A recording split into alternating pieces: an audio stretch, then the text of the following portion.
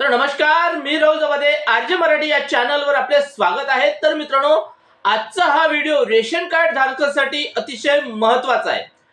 तर राज्य शासनाकडून आता रेशन कार्डची पडताळणी केल्या जाणार आहे आणि या 10 निकषाच्या आधारे ही पडताळणी केली जाणार आहे। तर जर तुम्ही या 10 निकषामध्ये बसत असाल तर तुमचे रेशन व्यवस्थित सुरू राहणार आहे, अन्यथा तुमचे रेशन सुद्धा बंद केल्या जाऊ शकते। तर हे 10 निकष कोणकोणते आहे याबद्दल सविस्तर माहिती आपण समोर पाहणार आहोत। तर व्हिडिओ शेवटपर्यंत पूर्ण पहा। व्हिडिओ आवडला तर एक लाईक जरूर करा व असेच महत्त्वपूर्ण माहितीचे व्हिडिओ पाहत राहण्यासाठी आपल्या चॅनलला सबस्क्राइब करून घ्या। चला तर मग बघूया हे 10 निकष कोणते आहेत। तर मित्रांनो, पहिले निकष म्हणजे हे उत्पन्नाबाबत आहे।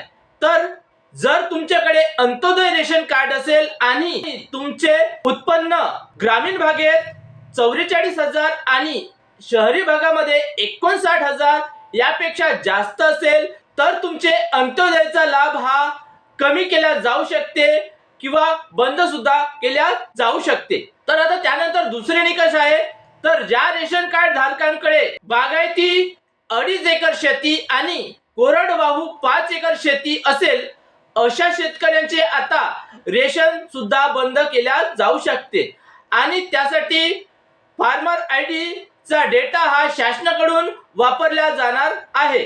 तर मित्रांनो, आता त्यानंतर तिसरे निकष, तर तिसरे निकष म्हणजे ज्या रेशन कार्ड धारकाकडे 4 चाकी वाहन असेल, म्हणजे त्यांच्या कुटुंबातील कोणत्याही व्यक्तीच्या नावावर जर 4 चाकी वाहन असेल अशा रेशन कार्ड धारकांचे आता रेशन बंद केल्या जाऊ शकते।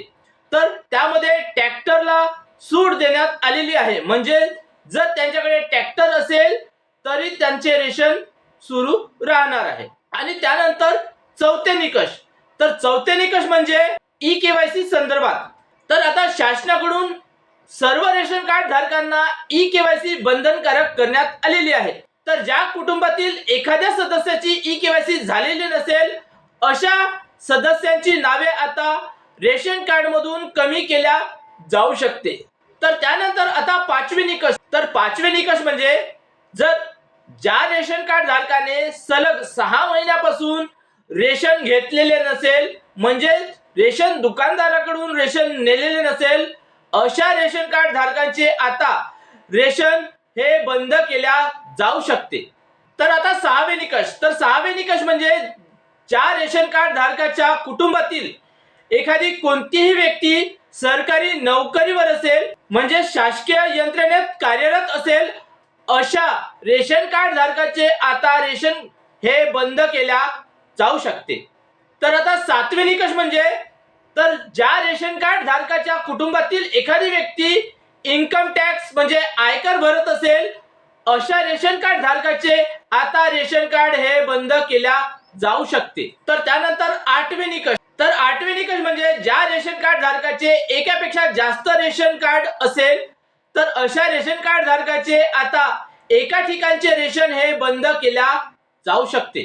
तर आता 9वे निकष, तर 9वे निकष म्हणजे त्या रेशन कार्ड धारकांचा त्या रेशन कार्डवर जर पत्ता दिलेला आहे त्या पत्त्यावर ते रेशन कार्ड धारक राहत नसेल तर अशा रेशन कार्ड धारकाचे सुद्धा आता रेशन बंद केल्या जाऊ शकते।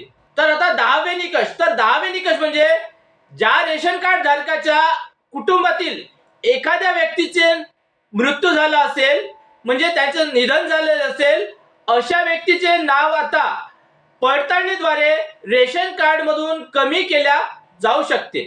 तर हे आहे रेशन कार्डचे 10 निकष आणि तुम्ही जर या 10 निकषामध्ये बसत असाल तर तुमचे रेशन कार्ड हे व्यवस्थित सुरू राहणार आहे, अन्यथा तुमचे रेशन हे बंद केल्या जाऊ शकते। तर आशा करतो रेशन कार्ड बद्दलची ही माहिती तुम्हाला आवडली असेल। माहिती आवडली असेल तर एक लाईक जरूर करा व असेच माहितीचे व्हिडिओ पाहत राहण्यासाठी आमच्या चॅनलला सबस्क्राइब करून घ्या आणि ही माहिती तुम्ही तुमच्या मित्रांना, नातेवाईकांना शेअर जरूर करा। तर धन्यवाद। जय हिंद, जय महाराष्ट्र।